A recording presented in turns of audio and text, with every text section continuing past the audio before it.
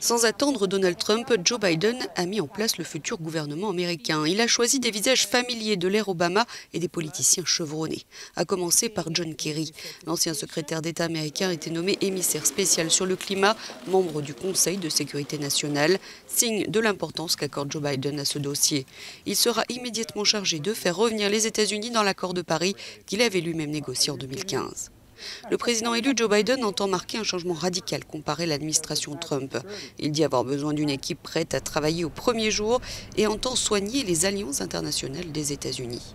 Au poste clé de secrétaire d'État, autrement dit de chef de la diplomatie, il a choisi Antony Blinken, un confident de longue date, qui était numéro 2 au département d'État et conseiller adjoint d'Obama pour la sécurité nationale. C'est un fervent partisan du multilatéralisme. À la tête du ministère de l'Intérieur, il souhaiterait voir Alejandro Mayorkas. Ce serait le premier latino-américain à occuper ce poste s'il est confirmé.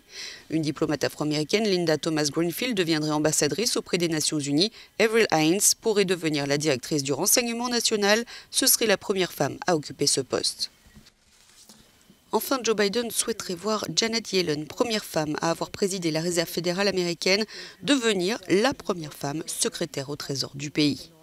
Joe Biden et sa vice-présidente Kamala Harris feront un discours pour annoncer formellement ses nominations ce mardi à Wilmington, dans le Delaware.